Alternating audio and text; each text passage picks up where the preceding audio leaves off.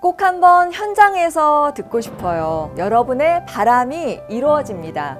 답답한 삶에 답을 드리는 올포원 6주년에 여러분을 초대합니다.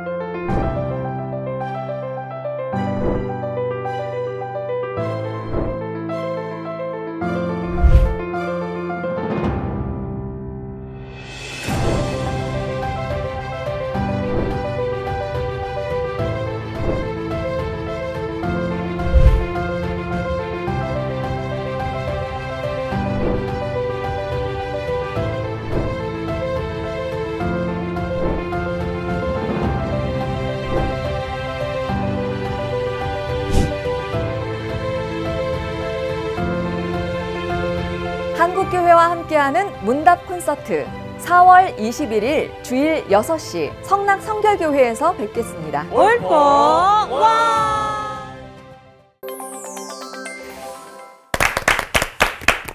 인간의 위기를 말할 때 우리 그리스도인을 긴장시키는 말이 있습니다. 지금이 말세례라는 얘기 들으면 겁나고 그러잖아요. 여러분은 얼마나 실감하시는지 모르겠는데 우리가 말세를 살고 있고 또 적그리스도의 흔적이 보이고 곧 종말이 올 것 같은가요? 어떠세요?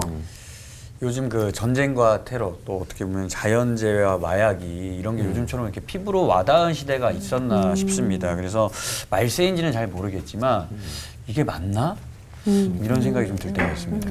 사실 엄밀히 얘기하면 그 예수님 그 활동하시던 그 당시에도 말세란 얘기를 막 했었잖아요. 사실 보면 2000년 전이나 지금이나 인간들이 하는 행동은 다 비슷비슷한 것 같아요. 그때도 보세요. 예수님을 십자가에 달려서 못 박을 정도로 말세 진짜 행하는 짓들을 다 한 거죠. 2000년 전부터 지금까지 쭉 말세라고요? 그렇죠. 그런 말 말세. 아직 결혼도 못했단 말이에요. 결혼도 안 했는데 예수님이 벌써 오시진 않을 것 같거든요.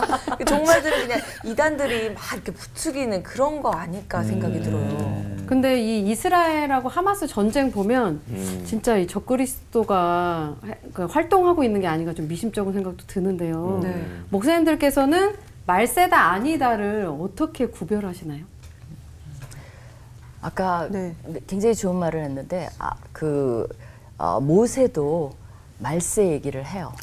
그때 종말 그때를 얘기하고 있고 그렇기 때문에 그 말이 맞아요. 근데 지금 그 적그리스도는 아니지만 여러 그런 가짜 그리스도들이 많이 나오기 시작하면 이제 시작이 된다고 볼 수 있는데 지금 어떤 것 같아요? 많이 나오고 있나요? 그런 것 같아요. 그래요. 그러면 시작이 된다라고 볼 수도 있는 거죠. 정 목사님. 네, 뭐 쉽지 않은 말씀이지만 풀어나가야 되지만 저는 뭐 지금도 제가 오늘도 말세를 살고 있습니다. 오늘 하루하루가 저에겐 사실은 오늘 사실 제일 중요한 마지막 시간이잖아요. 제 인생 속에서 오늘 이 시간도 그런 의미에서 저는 또 말세라는 시간적인 오늘 부분도 풀어가지만은 또 저 개인적으로는 지금의 시간이 제일 마지막 시간이고 그러한 것을 날마다 고백하고 있지 않나 그렇게 생각합니다. 이 말세라는 주제가 참 대답하기가 목사님들 굉장히 부담스러우실 것 같은데 하필 또 이 주제로 오늘 첫 출연을 하시게 됐어요. 대구 대명교회 장창수 목사님 오셨는데 목사님은 어떠신가요? 네, 우리가 신학적으로 접근을 한다면 대단히 이것이 난감한 주제일 수 있겠습니다만 심지어는 불신자들조차도 지금 현상들을 바라보며 말세다 이런 얘기를 자주 해요. 그런 측면에서 우리는 시기적절한 주제이면서 가장 중요한 주제여서 그렇게 곤란하지는 않다고 생각합니다. 다행입니다. 오늘 오셔서 올포원에 첫 출연하시게 됐고요. 또 새 식구가 되셨으니까 환영하는 마음입니다. 자, 어려운 주제에도 명쾌하게 목사님들이 힘있게 포문을 열어주셨는데요. 목사님들과 함께 환란과 적그리스도의 흔적들 과연 어떻게 봐야 될지 정리해보는 시간을 갖도록 하겠습니다. 김인희 목사님께서 시작해 주시겠습니다.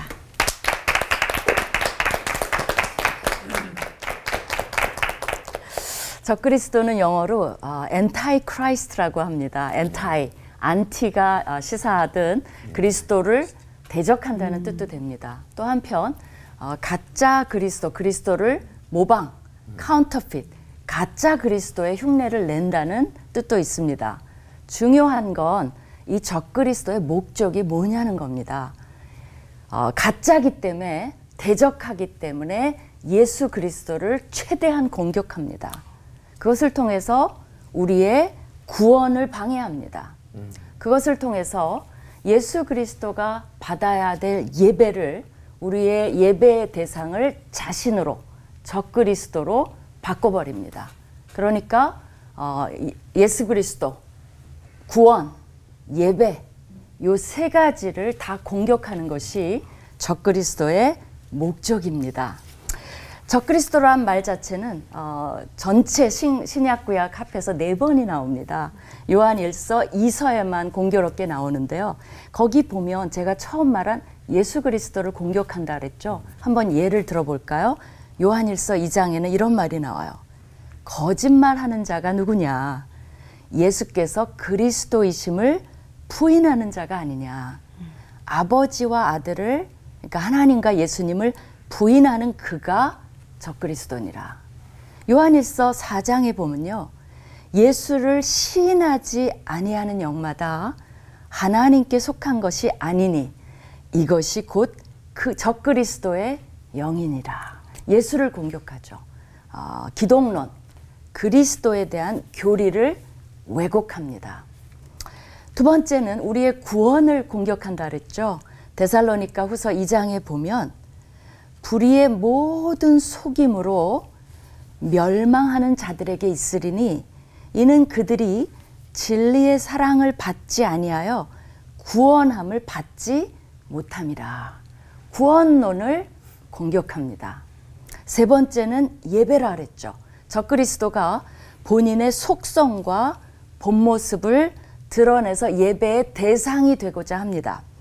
데살로니가 후서 2장에 보면요, 불법의 사람, 멸망의 아들, 또한 하나님을 대적자라고 나와 있고 신이라고 불리는 모든 숭배함 받는 것에 대항해요. 왜? 그들 위에 이 적그리스도가 군림해야 돼요. 그러니까 모든 신들도 적그리스도 밑에 두는 겁니다. 그리고 성전에 앉아서 자신을 하나님이라고 내세웁니다. 계시록에는 이렇듯 악의 삼위일체가 등장합니다. 용이 짐승에게 힘을 줘요. 거짓 선지자가 선동합니다.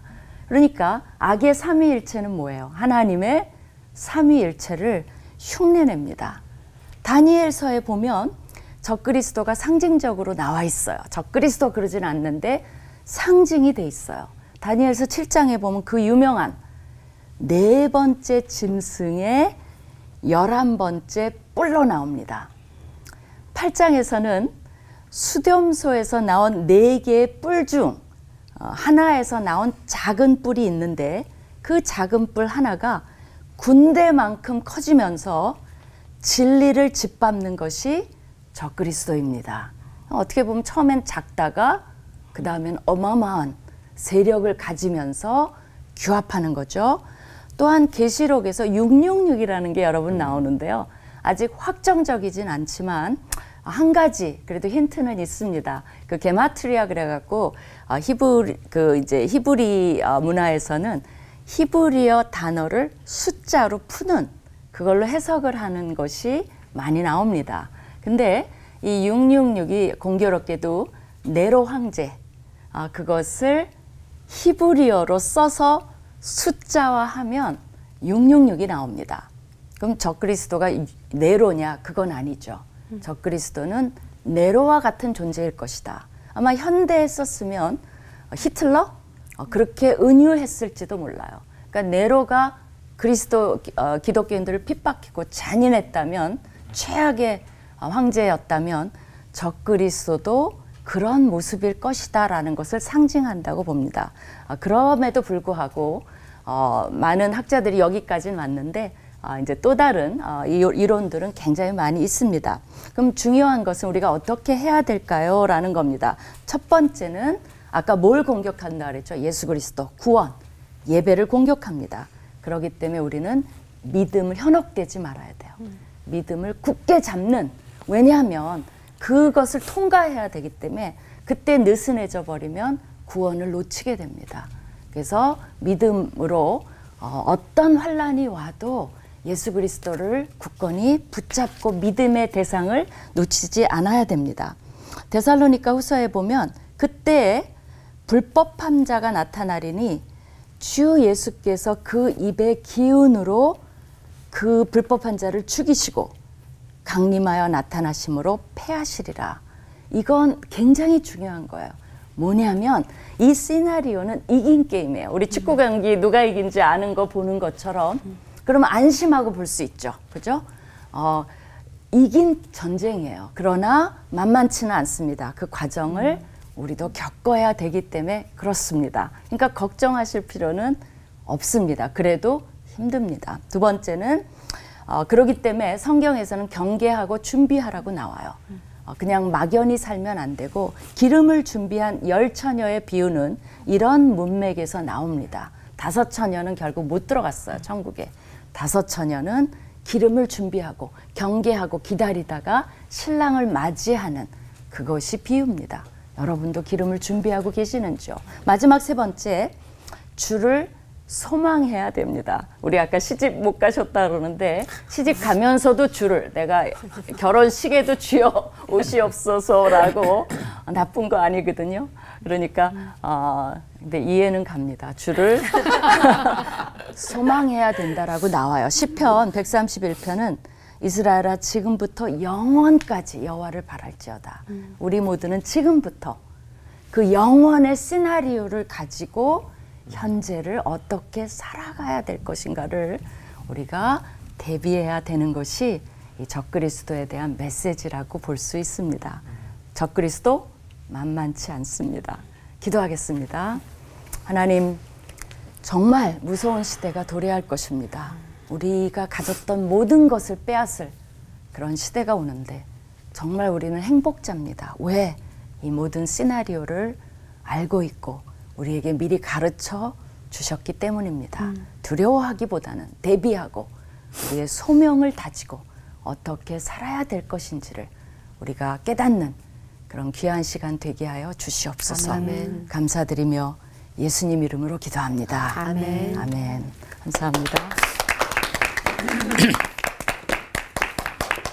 네, 오늘 주제가 우리 환란과 적그리스도라고 하는 다소 좀 무겁기도 하고 사실은 참 이게 교회 역사 속에서 가장 애매하고도 또 확실하지 않은 부분이기도 합니다. 그래서 어렵게도 느껴지고 오늘날에 우리 아까 인트로에서 말씀 나눴지만 수많은 이단들이 또 가지고 있는 게 요한계시록에 대한 말씀, 다니엘에 대한 말씀이기 때문에 그리스도인에게는 참 이 말씀이 참 어렵게도 다가오고 또 목회자인 저 역시도 이 말씀을 참 조심스럽게 전할 수밖에 없다. 그런 마음이 듭니다. 근데 분명한 것은 이제 구약은 이 구약 오실 예수 그리스도를 전하는 게 구약이잖아요. 옛 언약을 통하여 장차 오실 예수 그리스도. 그 신약의 사복음서는 오신 예수님. 그리고 사도행전부터는 다시 오실 예수 그리스도. 그러니까 언약이라고 하는 중심이 돼가지고 이제 오늘날 우리가 이 환란과 적그리스도라는 것은 이제 언제 예수님이 오시냐. 그리고 그 예수님이 오실 때 어떤 징조가 있느냐. 라는 것 때문에 우리가 여기 초미에 관심을 갖게 되고 그래서 이스라엘에서 어떤 일이 있을 때마다 우리는 굉장히 마음에 혹시 이것이 아닐까 저것이 아닐까라는 생각을 갖게 됩니다.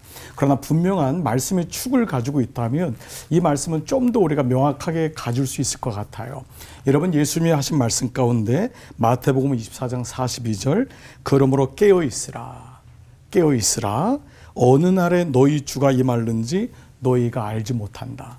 분명히 주님이 우리에게 깨어있으라고 말씀하죠. 또 동시에 24장 36절 보면은 그러나 그날과 그때는 아무도 모르나니. 예. 그리고 하늘의 천사들도 아들도 모르고 오직 아버지만 아시느니라. 예수님도 자신도 이걸 모른다.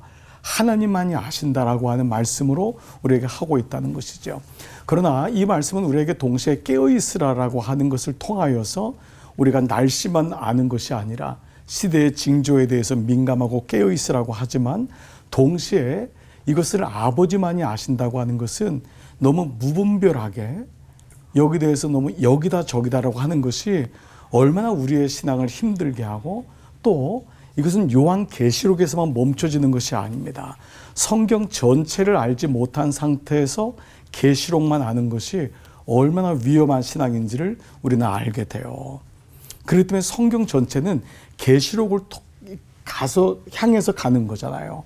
그러니까 말씀 전체를 알지 못하는 가운데 어떤 그 부분만을 따가지고 계시록의 말씀 가지고 이것이 징조고 이게 징조다. 저는 세 가지로 이 부분에서 첫 번째는 현상적인 종말적 흔적들은 분명히 있습니다. 오늘 이 땅에서 일어나고 있는 그 말세의 지말이라고 하죠. 그러나 실제로 우리가 말은 그렇게 하지만 말세적인 삶을 살고 있는가? 우리 한번 돌아보면 좋겠어요. 오늘 그리스도인들이 늘 말세라 그래요. 목사님들도 말세라고 해요. 그러나 저도 목사지만 부끄럽게도 말세의 삶을 살고 있는가? 그런 좀 이율배반적인 게 있는 거예요. 그러니까 실제적으로 우리의 삶 속에 현상적인 삶을 우리가 이해하지만은 두 번째 꼭 기억할 것은 구속사적인 언약이 중심되는 것이 중요합니다. 구약은 옛 언약이잖아요. 그리고 신약이 새 언약이고 그것이 예수 그리스도를 통해서 이루어지고 그것을 갖는 사람이 바로 언약 백성이고 언약 공동체라면 나에게는 그 모든 것을 볼 수 있고 분별할 수 있는 언약, 말씀이 있는가. 이것이 종말인가 아니냐를 떠나서 나는 날마다 말씀으로 살아가고 있는가. 그리고 그 말씀이 내 인생에 축이 되고 있는가. 우리는 언젠가 종말이 오기 전에 주님 앞에 가는 종말을 맞이할 수도 있습니다. 종말은 주님이 오시는 사건도 있지만 곧 내가 오늘 내일 주님 앞에 가는 개인적인 종말도 있다는 것이죠. 마지막 세 번째는 이 모든 종말 사건은 이미와 아직 사이에 있다는 것입니다. 이미 예수 그리스도의 사건 언약이 이미 이루어졌고요. 그 가운데 아직 오지 않은 그 가운데 삶을 그래서 깨어 있으라. 그래서 사도 바울도 종말론적인 삶을 살았던 것을 보게 됩니다. 지난 2000년 동안 모든 그리스도인들의 동일한 주제가 있었습니다. 깨어있는 삶이었고 주님 앞에 가는 삶을 살았습니다. 그렇다면 언젠가 우리에게 어떤 일로 그 어려운 일이 온다 할지라도 우리는 결국 이 종말론적인 환난과 또 어느 순간에 적그리스도가 드러난다 할지라도 저는 믿음으로 충분하게 이겨나가고 승리하게 될 줄 믿습니다. 오늘 이 말씀이 여러분에게 잘 박힌 모처럼 한번 새겨지고 또 묵상되는 그런 우리 올포원의 귀한 시간 되었으면 좋겠습니다. 아멘. 기도하겠습니다. 하나님, 예수님도 말씀하셨습니다. 나도 모른다고. 오직 하나님만 안다고. 오늘 너무도 많은 종말에 대한 얘기들이 나오면서 마치 그것을 모르면은 우리는 예수님을 잘 못 믿는 것이라고 생각하고 그래서 우리는 여기다 방황하고 적그리스도가 누군지를 쫓아다니고 찾아다닐 때가 많습니다. 그런데 우리는 오늘 이 시간을 정말 깨어서 살고 있나요? 오늘 이 시간이 내게는 마지막 시간이라고 하는 것을 인지하고 있나요? 오늘 주님 말씀을 축을 가지고 아직과 이미와 아직 사이에서 주님 이 땅의 수많은 사건 가운데서도 오직 하나님을 바라보는 믿음의 종들로 축복하여 주옵소서. 아멘. 예수님의 이름으로 기도드리옵나이다. 아멘. 아멘. 네.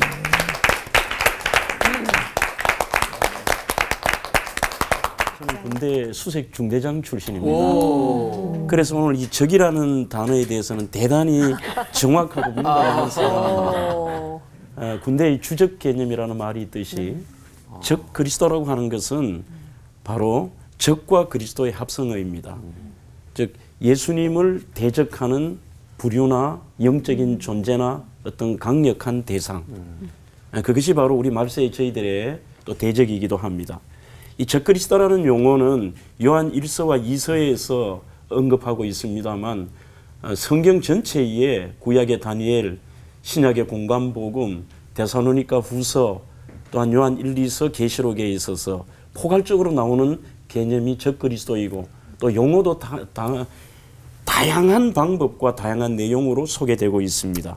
예를 든다면 작은 뿔, 장차 올 한 왕, 거짓 그리스도, 불법의 사람, 멸망의 아들, 바다에서 나온 짐승, 땅에서 나온 짐승 등등.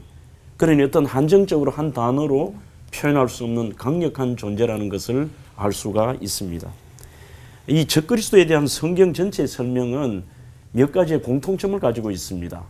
그 첫 번째는 말세에 나타나는 어떤 강력한 존재가 아니라 이미 2000년 전 예수님의 초림부터 바로 적그리스도는 활동을 하였고, 특히 그것이 이제 말세가 되면 더욱더 강력하게 나타난다는 그 사실을 밝히고 있습니다. 이미 역사 속에서 적그리스도가 출현하였지만 미래의 주님의 재림하시는 직전, 그래서 흔히들 옛날 어르신들이 잘 사용하는 표현 가운데 말세지말이라는 표현이 있습니다. 끝 중에 끝이라는 것이죠. 그때 이 적그리스도는 더 강력하게 활동할 것이다. 이것을 우리에게 밝히고 있습니다.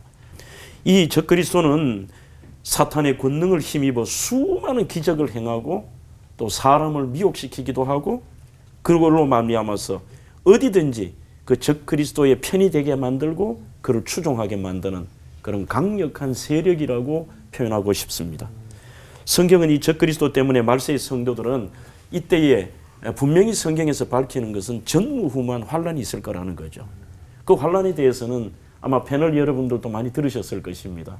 수많은 자연의 징조로부터 해서 우리가 느끼고 보는 수많은 이 마지막 시대 때의 징조에 대해서는 누구도 거부할 수가 없을 것입니다. 분명한 것은 이 환란이 있다는 것도 사실이고, 그 환란, 대환란 이후에 날짜는 우리가 알 수 없지만 예수님의 재림의 날이 찾아올 것이라는 것입니다. 그 가장 첫 번째 보편적인 징조는 누가 뭐라 해도 도처에 성경에 나온 대로입니다. 전쟁, 기근, 수많은 자연재해, 우리가 며칠 전에도 들었던 지진의 이야기들, 해일, 산불, 화산 폭발 등, 이것은 사람의 영역은 아닌 것 같습니다. 그리고 오늘 이번 이 주제가 흔적이라는 단어가 저는 참 좋았습니다. 왜냐하면 대다수가 이 흔적이라는 것들은 지나가면 모를 수도 있고 관심이 없을 수도 있지만 분명한 징조이고, 그리고 거기에 대한 근거가 있다는 것이죠. 하지만 사람들은 느끼지 못하는 부분도 있다는 겁니다. 저는 왜 그래서 흔적에 주목을 하느냐 하면, 우리는 대다수 이런 초자연적인 것만을 생각하지만 분명히 이 적그리스도의 흔적들은 우리 현대인들의 실생활 속에서 나타날 것이다. 우리가 알지 못하는 부분까지도 실생활 속에서 나타나는데, 절대로 적그리스도는 대다수 어린아이들이 그림을 그리듯이 뿔 달린 도깨비라든지 피를 질질 흘리는 괴물의 모습의 행동으로는 나타나지 않을 것이다. 아주 교묘하면서도 이 사탄의 계략들은 어찌 보면 사람들에게는 흔적만을 남기는 그러한 활동들이 현대에 더욱더 교묘하게 이루어지지 않을까, 그런 생각도 해봅니다. 어찌 보면 우리는 지금 현재 엔데믹 코로나 시대를 살지만 영적으로 오히려 저는 이 코로나를 보내면서 수많은 이 적그리스도의 흔적들을 좀 느낄 수가 있었습니다. 특히 여러분들, 우리 대구라고 하면 코로나에 지는지 초창기 정말 힘들었습니다. 처음에 진짜 심지어는 서울의 병원에도 못 오고요. 맞아. 어디서 왔느냐, 대구에서 왔다 그러면 서울의 병원 입장도 안 됐다니까요. 그 코로나의 진원지 중에 진원지가 바로 대구의 신천지였습니다. 그래서 이 코로나 엔데믹 시대를 바라보면서, 야, 과연 우리가 이 도대체 이 흔적이 뭘까? 그 흔적 앞에서 저는 그 자체가 흔적이다. 오늘 이 시대는 저출산 시대, 청년들이 교회를 떠나는데 수많은 그 대구의 신천지 본부에는 젊은 청년들이 구름대같이 모여가요. 시간마다 흰옷을 입고 구름대같이 몰려가는 것을 보면서 이게 바로 말세기의 미혹의 영과 또 강력한 우리 예수 그리스도를 부인하는 적그리스도의 흔적들이 이 실생활의 삶 속에서 지금 나타난다는 것을 느낄 수가 있었습니다. 바로 성도들을 배도하게 만들며 파멸의 길로 이끌어가는 이단 사이비들, 또 우리의 오늘 이 시대의 수많은 악한 그러한 비도덕적이고 비윤리적이고 믿지 않는 자들조차도 말세라고 표현하는 그런 것들을 느끼게 됩니다. 우리는 어찌해야 할까요? 초대교회처럼 먼저 지혜의 바른 판단과 진리 안에 설 수 있도록 우리는 늘 기도하고 깨어 있어야 되고, 더욱더 진리 안에 굳건히 설 뿐만 아니라 더 모이기에 힘을 쓰는 것, 이 모이기를 피하는 것도 흔적이 아닐까요? 우리는 더욱 영혼 살리는 일에도 힘쓸 뿐만 아니라 마지막 이 적그리스도율의 주적과의 싸움에서 이길 수 있도록 날마다 기도하는 그런 우리 대한민국의 성도들과 올포원 시청자들이 되기를 간절히 소원하고 그렇게 바라봅니다. 아멘. 기도하겠습니다. 하나님 감사합니다. 사탄은 뿔 달린 도깨비처럼 나타나는 것이 아니라 이 적그리스도의 세력은 어떤 방법으로든지 성도들을 무너뜨리고 또 미혹하며 주님의 곁을 떠나게 만드는 이러한 현장과 현실의 삶을 바라보며 저희들이 깨어있어 기도하고 분별의 영도 허락하시고 능히 이겨낼 수 있는 믿음과 지혜와 은혜를 베풀어 주옵소서. 아멘. 예수님 이름으로 기도하옵나이다. 아멘. 아멘.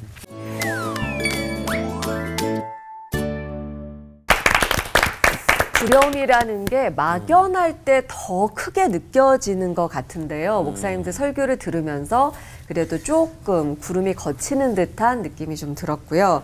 조금 안심이 되는 것도 있었습니다. 믿는 이들에게 종말이란 끔찍한 일이 아니라 오히려 복된 일이다라고 칼빈이 얘기를 했다고 하니까 그래? 마지막 때를 보는 눈을 좀 달리 가져가야 되겠다는 생각도 하게 됐어요. 어떻게 들으셨어요?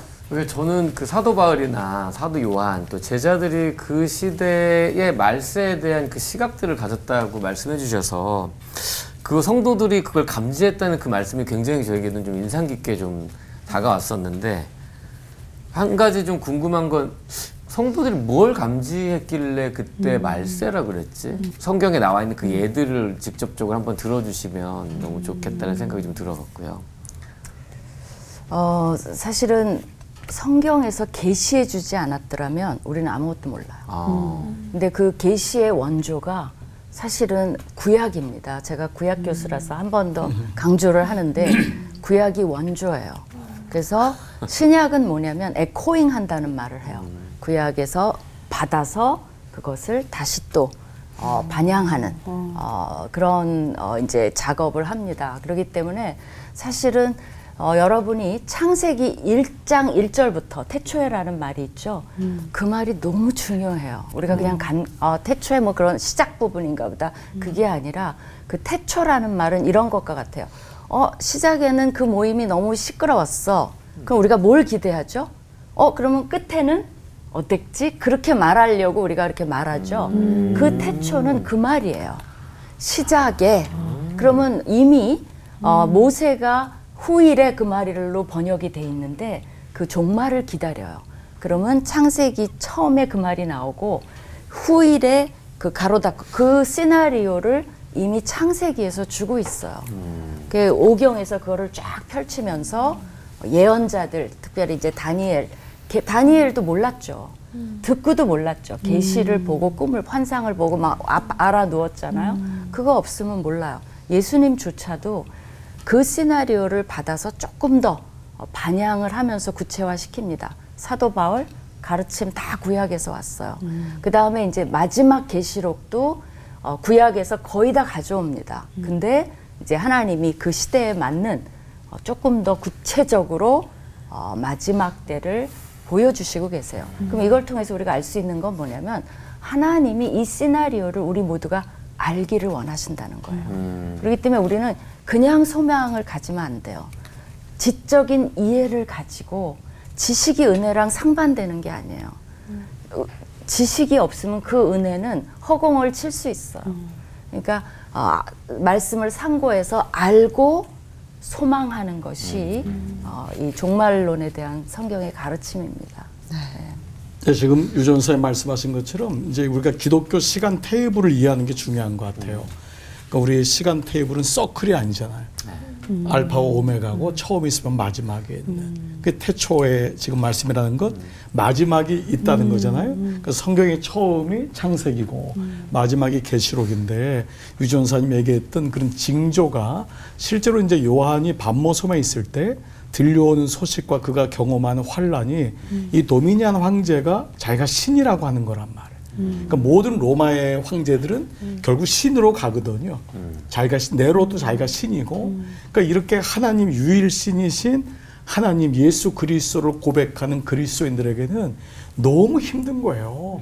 그러니까 그 당시 그 그리스도인들이 느끼는 그 절망감과 그 적그리스도, 그리스도를 부인하는 그 부분에 대한 것이 실제적인 사건이 당시에 이미 요한계시록에서 말씀하고 있었고, 그리고 그것이 이미 또 구약을 통해서도 말씀하고 있었던 것이고, 그리고 모든 시대마다 사실은 오늘날 우리가 이 정보를 통해서 듣기 때문에 지진이 일어났고 그렇죠. 전쟁이 일어나는 걸 맞아요. 알죠. 맞아요. 옛날에 어떻게 알아요? 아, 그러네요. 지금은 온 뉴스가 그냥 TV만 틀면은 뭐 저 지구 구석에서 일어나는 걸 아니까 말세의 지마라고 하지만은 사실은 이건 굉장히 개인적인 부분도 될 수 있는 거거든요. 그러니까 이런 의미로 본다면은 정말 예수 그리스도를 중심으로 해서 산다는 것이 굉장히 복되면서도 동시에 그 징조는 그 모든 시대마다, 저는 이번 우리 올펀을 준비하면서 생각하면서 몇 가지 책들을 보면서 놀랍게도 중세기 때도 말세 지말이었어요. 마틴 루터도 말세 지말이었어요. 아까 켈빈 얘기했잖아요. 켈빈은 개인적으로 정말 종말에 대해서 자기는 기다린다. 정말 우리는 마지막 시대를 살고 있다. 그러니까 그리스도인에겐 사실 그 당시 2000년 전 그 요한에겐 정말 말세 지말이 아니었을까요? 그런 극심한 환란 속에 1차 대전 때는 어땠을까요? 아, 그렇죠. 그렇게 큰 전쟁 없었잖아요. 2차 대전 때는 어땠을까요? 그러니까 오늘 이런 의미로 본다면은 이 종말에 가는 것은 정말 가장 중요한 우리의 마지막이고, 그런 부분으로 본다면 좀 더 이 부분은 어떤 좀 이렇게 남발하는 스타일보다는 좀 더 명확한 축을 가지고 성경을 제대로만 이해한다면은 우리는 종말에 대해서 두려워할 것도 없고 좀 더 분명한 믿음을 가지고 살고, 이단들이 막 얘기를 하고 해도 왜 그리스도인들이 거기 그렇게 막 따라갈까? 현상적인 부분에. 그러니까 이런 부분들을 좀 오늘 나눌 수 있는 부분이 아닐까, 그런 생각이 듭니다. 예, 저는 조금 다른 측면에서의 말씀을 드리고 싶은데, 어떻게 이 성경의 저자들이 적그리스도와 환란에 대한 것들을 감지하고 쓸 수 있었겠느냐? 저는 핍박의 강도가 아닐까, 그런 생각을 해봐요. 아마 요즘도 많은 분들이 그렇게 느낄 겁니다. 예수 믿는 분들이 본인들보다 더 정직하고 더 신실하고 본인들에게 피해를 입히는 게 없어도 그들에 대한 믿는 그 이유 하나만으로 싫어하잖아요. 나 너 예수 믿어 싫어. 제가 좀 전에 군대 얘기했습니다. 군대에서 저는 상급자에게 그런 일들을 많이 당했습니다. 야, 너 수색 중대장. 나는 너 이유 없이 싫어. 그거는 너가 예수 믿기 때문이야. 그러면 저희들이 성경의 역사 가운데 300년간의 대박해, 9번의 대박해와 수백 번의 박해가 있었는데 그들이 피해를 입힌 분들이 아닙니다. 단 하나 이유, 예수 믿는다는 이유로 상상을 초월하는 그 핍박을 받으니 이거는 분명히 단순한 세상의 징조가 아니라 영적인 징조이고 이거는 믿지 못하게 만드는 강력한 적그리스도의 세력이다. 그들이 그렇게 인지했지 않겠느냐. 이런 측면에서 오늘날 믿지 못하게 만드는 아주 교묘한 이 사회 현상들을 바라보면서 여전히 우리가 이 말세에 또 다른 그 핍박의 강도들을 느낄 텐데 앞으로 이것이 더 말세 주님 오실 날이 되었을 때는 그 강도가 믿는 자들에 대한 핍박의 강도가 더 강력해질 것이다. 그런 이야기를 꼭 드리고 싶습니다. 그 성도들 입장에서는 그 환난이 때에 관한 성경 말씀이 지금 현실에서 이루어지고 있는 게 아닌가 이런 생각도 들긴 하거든요, 김린희 목사님. 그 성경이 말하는 환난의 때 그 공통점이 있다면 무엇인지 궁금하고요. 혹시 그 환난의 때가 지금은 아닌 건지 재차 묻게 되는데 그것도 궁금합니다. 그러니까요. 그게 제일 궁금하죠. 근데 그 사실은 이제 공관복음에 보면 다 나와 있어요. 마태, 마가, 누가 다 나와 있고 예수님의 가르침으로 나와 있는데 마태복음 24장에 역시 예수님이 제일 상세하게 그걸 가르쳐 줍니다. 그리고 제자들이 물어보잖아요. 어느 때 똑같은 질문이에요. 어느 때 세상 끝이 오고 그때 징조가 뭐예요? 그러니까 예수님이 이때처럼 친절하게 답해 주시는 적이 없어요. 그래서 제가 이 말씀을 사실 묵상하면 돼요. 답이 다 있어요. 그래서 거의 안 빼고 순서대로 하면 예수님 뭐라 그랬냐면 그리스도라 해서 많은 미혹이 있을 거예요. 그죠? 이때까지 있어 왔고 지금도 있고 더 있을 거예요. 그리고 난리와 난리 소문을 듣는데 지금 듣고 있죠. 근데 아직 끝은 아니라고 말씀하셨어요. 그러니까 거기에 너무 놀랄 필요는 없다는 거죠. 두려워하지 말라고까지 말씀을 하십니다. 그리고 전쟁의 소식, 기근과 지진, 이 모든 것은 심하게 지금 좀씩 우리가 이상하다 하죠. 재난의 시작이라고 얘기를 해요. 그렇다면 이것이 증폭된다는 건 알 수가 있죠. 그죠? 그리고 제자들을 환란에 우리가 핍박을 받아요. 그러니까 여기서 이제 아까 목사님 말씀이 너무 좋아요. 우리가 그 환란에 안 들어갔다고 해서 개인적으로 고통과 핍박을 받는데 그 사람들은 우리가 지금 이 시대에 오면 어마어마한 핍박이 있어요. 그러면 우리가 겪을지 후대가 겪을지 몰라요. 그거를 생각한다면 우리의 현재의 고통과 핍박은 견디라는 거죠. 그거에 비하면 아무것도 아니라는 것이 어떻게 보면 계시록의 메시지예요. 예수님 이름 때문에 아까 난 너 무조건 싫어. 그죠? 그 예수님의 이름 때문에 우리가 박해를 받는 날이 온다는 거예요. 여러분이 자초하는 핍박이 아니에요. 그죠? 그 다음에 거짓 선지자가 일어나요. 정말로. 그리고 불법이 성행하고 사랑이 식고. 근데 여기서 뭐라 그러냐면 그거를 끝까지 견디는 자는 구원을 얻는다 그랬어요. 그러니까 왜 못 견뎌? 왜 구원을 잃어버려? 아까 그랬잖아요. 너무 힘드니까 예배의 대상을 바꿔버리는 거예요. 그 거짓 선지자, 용 이런 대단한 존재에 환영을 하는 거예요. 근데 또 하나 있죠. 끝은 언제 오냐? 천국 복음이 온 세상에 전파돼야 돼요. 그러니까 우리가 복음을 전해야 돼요. 그러면서 아마 그렇게 돼도 또 하나의 타임라인이 이게 이제 대환란 시대가 시작되는 것 같아요. 이거에 보면 뭐라 그러면 그렇게 해놓고 다니엘이 말한 멸망에 가증한 것이 거룩한 곳에 선 것을 보거든. 그러면 다니엘의 그 9장에 그 말이 나와요. 예배를 그 신상 성전에 자기가 하나님처럼 우뚝 서요. 그것을 예배하는 날이 와요. 근데 아까 왜 예배하냐? 지금 신천지 아무것도 아니에요. 왜냐하면 어느 정도냐면 계시록 13장에 보면 바다에서 사탄이 보내는 짐승이 나와요. 근데 그 짐승이 뿔이 10이고 머리가 7이에요. 다니엘 7장과 너무 비슷해요. 그리고 그 모습이 사자, 곰, 표범으로 하는데 그거는 다니엘의 7장에 나오는 짐승을 합한 거예요. 그러니까 더 무서운 존재로 강력한 존재로 온다는 거죠. 그리고 용이 자신의 능력과 보좌와 권세를 줘요. 이거는 뭐를 흉내낸 거냐면 하나님이 예수 그리스도에게 권력과 권세를 영광을 줘요. 그거를 그대로 이 용이 흉내를 내요. 더 놀라운 건 뭐냐면 짐승의 머리 중 하나가 죽었다가 살아나요. 더 두려워지는 거야. 그렇죠. 부활해요. 아니 이게 죽었는데 살아나니까 사람들이 어때요? 이거는 대박이라 그럴 수도 없죠. 이건 진짜죠. 그러니까 사람들 마음이 그리고 이적을 행해요.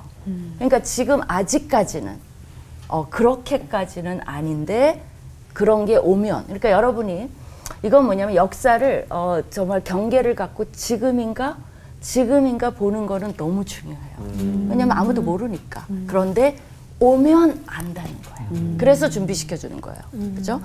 그것을 하고 그러니까 이제 그런 시나리오가 굉장히 이제 진행이 되는데 그리고 이제 더 중요한 게 있어요. 거짓 선지자들과 그리스도들이 큰 표적과 기사를 이제 미혹한다 그랬죠. 천상의 징조가 있어요. 근데 이거는 그냥 징조는 아니고요. 요해를 이제 가져와서 얘기하는데 크고 두려운 날이 이르기 전에 해가 어두워지고 달이 핏빛같이 변해요. 그러면 우리가 맨날 이게 공기가 나쁘니까 해가 어두워지나? 근데 달이 핏빛같이 변해요. 이거는 지금보다 강도가 훨씬 세지는 거죠. 그러면 우리도 안다는 거죠. 그죠? 이제 그러면서 그렇다면 지금이 어때요? 그 시간이에요? 그 정도는 아니죠. 그러나 징조들은 있죠. 깨어 있을 때라는 거는 알 수 있죠. 그래서 아까 목사님 말씀하신 거에 저게 너무 동의가 되는 게 이게 좀 어려운 말인데 학문적으로 종말론을 에스케탈러지라 그래요. 근데 에스케토마니아가 있어요. 그 말은 뭐냐? 마니아 알죠? 모든 걸 종말로 봐요. 그래, 전쟁이 났어. 종말이야. 데살로니가에서도 그랬어요. 우리 일 안 할 필요. 내일 종말이야. 일도 안 해도 돼. 사도 바울이 아니라고 막 야단치잖아요. 그리고 에스케토포비아가 있어요. 그건 뭐예요? 종말론을 너무 두려워해서 얘기하는 거 싫어. 목사님 왜 저래? 지금 세상이 이런데. 그래갖고 얘기도 싫고 다 싫어해서 피해요. 이 두 가지가 다 아니에요. 우리가 적절한 균형감을 가지고 이거구나, 어떻게 살아야 되겠구나. 그리고 사도 바울이 말한 중요한 게 있어요. 왜 알려줬냐? 우리는 포비아나 매니아가 아니기 때문에 서로 위로하라. 왜냐하면 이기는 전쟁이니까. 이제 그런 좀 길어지긴 했으나 이게 정말 복잡하지만 알아야 돼요. 그렇죠?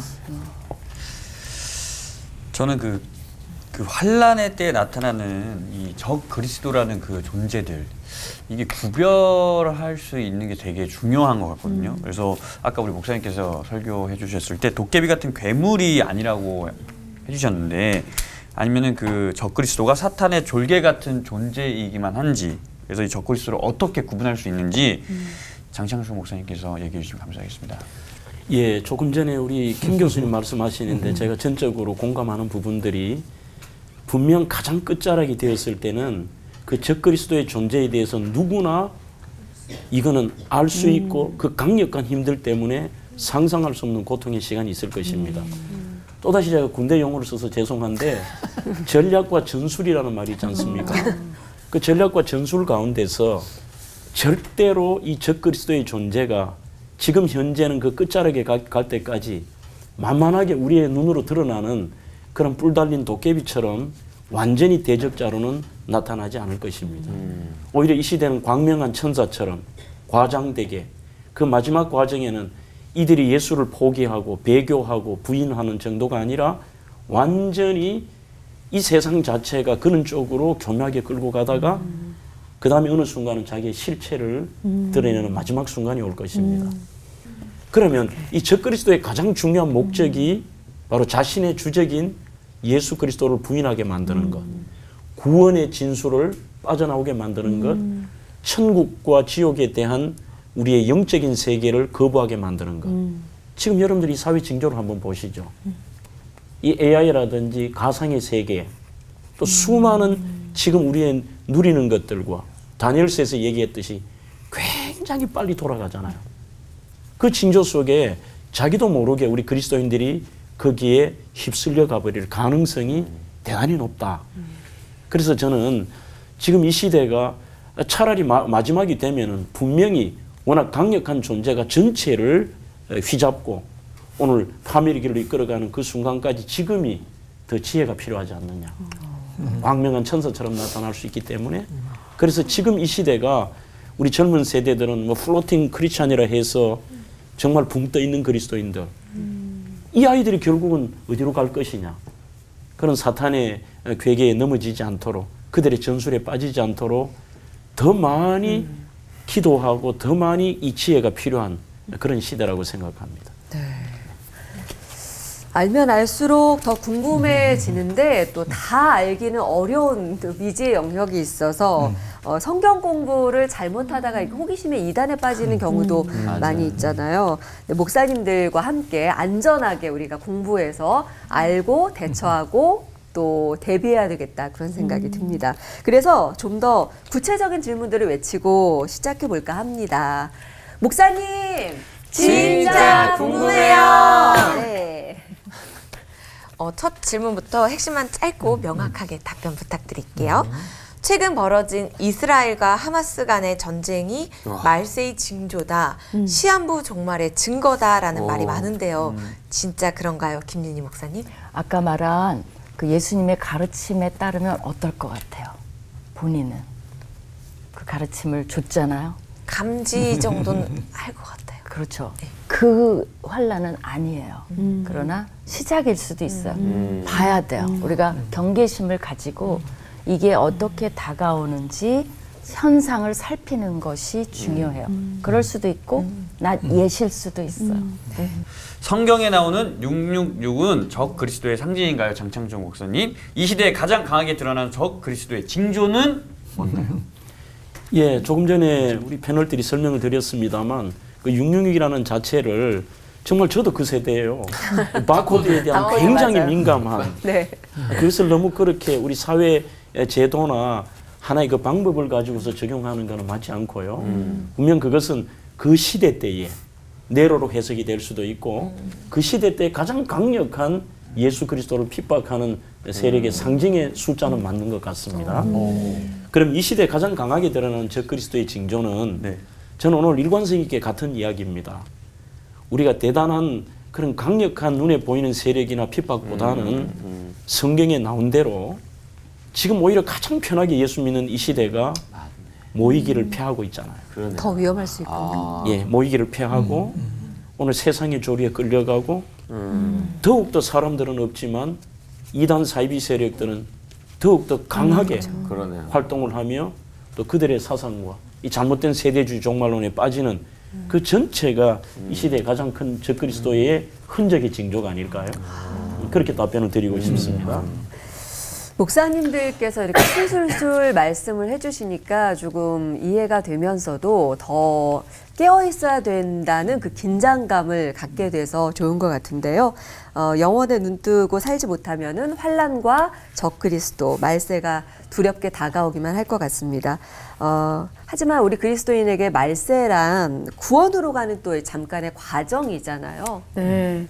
그래서 어떻게 하면 우리가 환란이 와도 또 적그리스도가 이렇게 막 만만치 않아도 우리 주님이 다 이기신다 하는 믿음으로 좀 깨어서 살아갈 수 있을지 좀 그 방법을 좀 알려주시면 너무 좋을 것 같아요. 이거 하나면 된다 하는 이거 하나 말씀해 주세요. 원포인트 레슨. 저는 그 부분이 그 저희 교회와 제 개인적인 이제 화두인데 말씀이면 충분합니다. 하나님 말씀이면 그러니까 자녀가 갖는 두 가지의 마음이 있는 것 같아요. 하나는 안정성인 것 같아요. 자녀기 때문에 나는 아빠가 있어. 이거 굉장히 중요한 거거든요. 그러니까 안정성이 없다면 정말 우리는 너무 버려진 존재잖아요. 그러니까 안정성이라고 하는 주님 안에 뿌리를 두고 있다고 하는 그 믿음. 그러나 동시에 긴장감은 너무도 소중한 것 같아요. 아버지를 향한 경외감과 긴장감이 없다면 그 아들은 사실은 아버지의 음성을 듣지 않는 거잖아요. 그래서 저는 신앙이라는 게 그 안정성과 긴장성이라고 하는 두 가지 어떤 그런 가운데 축이 뭐냐? 아버지, 말씀이다. 그래서 말씀을 우리가 알고 그 말씀에 대한 실력이 있느냐? 사실 한국교회의 가장 안타까움은 우리가 이번 코로나 기간을 통해서도 경험했잖아요. 우리가 실력이 있는 줄 알았는데 실력이 없는 거예요. 그 이유가 뭐냐? 모든 목사님들은 다 같이 개탄한 거예요. 말씀을 주지 않았구나. 그런 면으로 본다면 다시 하나님 말씀으로의 진정성을 가지고 들어간다면은 우리는 어떠한 일이 있어도 그 안에 안정성과 또 말씀에 대한 긴장감을 가지고 우리는 승리할 수 있지 않을까. 그런 마음을 갖게 됩니다. 네. 저 같은 경우는 영어 단어 두 가지를 생각해 봤습니다. 하나는 심플이라는 단어고 하나는 퓨리티라는 단어인데 한 번은 제가 안식 올 때 미국에서 어떤 미국의 모 교회를 가니까 이렇게 기념품 샵에서 반지를 팔아요. 그 반지에 보니까 어떤 것은 믿음, 사랑, 소망, 가격이 좀 달라요. 뭐가 제일 거 글씨로 그래서 저는 좀 충격을 받은 거죠. 재질은 똑같은데 가격이 달라요. 그러면 우리는 보통 생각하기에 1번이라면 뭐 사랑이라든지 그걸 생각하는데 퓨리티가 제일 비싸요. 순수하다는 것이. 굉장히 그 안식월 내내 그게 제 마음에 남아 있었습니다. 순수함이. 이게 왜 1번일까? 그 다음에 두 번째는 뭐 오래된 책입니다. 비할 하이베르스의 심플이라는 책에서 나오는 것처럼 요즘 우리가 이 적그리스도에 대한 가장 많은 고민을 해야 될 때를 살아가는데 거기에 대한 답이 뭘까? 어떻게 하면 이길까? 너무 똑똑하고 너무 복잡한 것 같아요. 믿으면 믿고 모이라면 모이고 가라면 가고 서라면 서고 심플하네 진짜.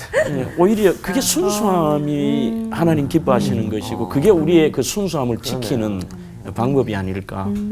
그래서 저 자신도 목회를 수십 년 하면요 너무 생각이 많아요. 너무 복잡해요. 그래서 우리 제 목회도 내 삶도 갈수록 좀 더 심플해지면 좋겠다. 하나님 앞에 순수하면 능히 오늘 목사님들 말씀대로 우리 능히 이길 수 있잖아요. 그래서 심플과 퓨리티라는 두 가지 단어를 말씀드리고 싶습니다. 조금 정리가 돼가는 것 같습니다. 오늘 우리가 그때인지를 확인할 수 있는 징조들에 너무 주목을 하고 있었다면 그것보단 오늘 우리가 이 시점에 어떤 일을 어떤 마음가짐으로 해야 될까를 확인하고 또 목사님들께서 다져주신 시간이 된 것 같습니다. 오늘 처음으로 올포원 식구가 되셨는데 하나도 안 떠셔서 저희가 오히려 당황한 것 같습니다. 장창석 목사님 오늘 시간 어떠셨어요? 제가 뭐 타 방송에서 방송을 여러 번 해봤습니다만 그냥 드리는 말씀이 아니라 올포는 너무 좋네요. 왜냐하면 숟가락을 얻는 기분 있잖아요. 다 잘 차려진 밥상이고 우리 귀한 목사님들 해놓으신 것들과 함께 나누면서 내가 여기서 쉽게 숟가락을 얹을 수 있구나. 그래서 행복하고 올포는 최고입니다. 저희 목사님한테 수색당한 것 같아요. 네. 자, 계속해서 귀한 말씀 좀 전해주시기 바라면서 저희 환영의 박수. 네, 믿음을 더욱 단단히 한 시간인 만큼요. 오늘 끝인사는 그 어떤 때가 와도 우리가 굳세게 순수한 믿음을 잘 지키고 살아가기로 다짐하면서 마치도록 하죠. 대적하는 모든 것들을 이기신 예수 그리스도와 두려움 없이 하나 되는 시간. 올포 원!